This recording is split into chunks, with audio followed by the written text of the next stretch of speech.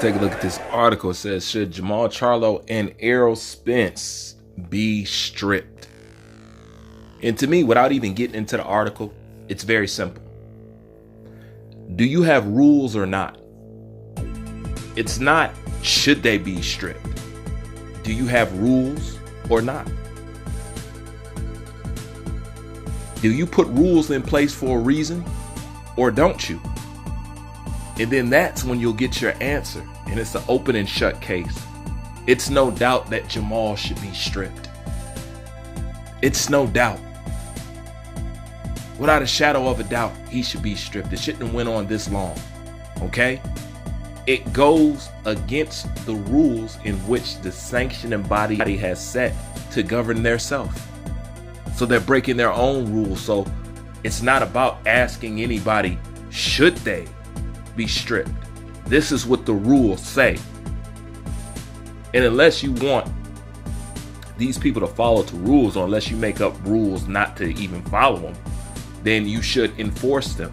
And when you don't do stuff like this, you can only imagine the other things that they neglect, ignore, and the rules that they don't follow when it comes to boxing. This is why you can never have a clean sport.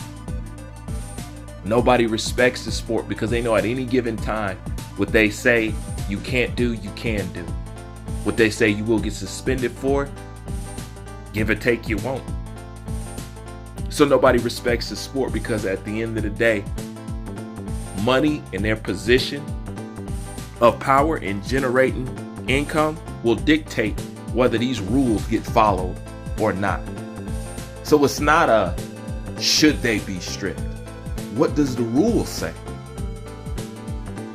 And by the rules, it says yes, especially without a shadow of a doubt, Jamall and Eroll too. But it puts out the message to us and to everybody, and including the people who participate in boxing. Everything can be manipulated if you have the right position in boxing. If you're worth the right amount of money.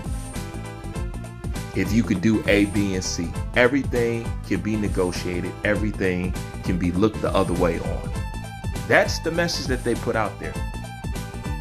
And wholeheartedly, who has put this message out and shouted it at the rooftops is the WBC. That's why, truthfully, it's a belt that nobody should respect in boxing. Because the way people go about achieving it and the way people go about keeping it are all sideways means. None of them is straight up anymore. We know Jamall shouldn't have that belt.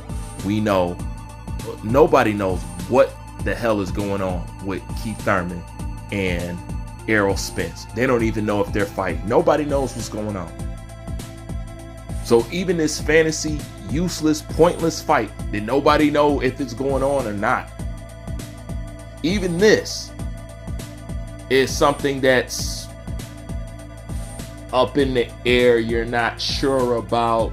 Even while you're doing this with this fight, you're also leaving us stranded at 147 pounds. While you got us tussling around with this fictitious fight, will it happen, won't it happen? Even if it do happen, it's at 154, so what does it count? Nothing. Boy, we ain't doing nothing but treading water in this boxing game. And for what? It's amazing.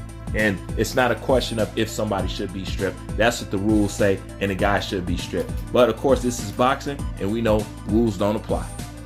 That's my thoughts on this. Like, comment, subscribe, I'm out.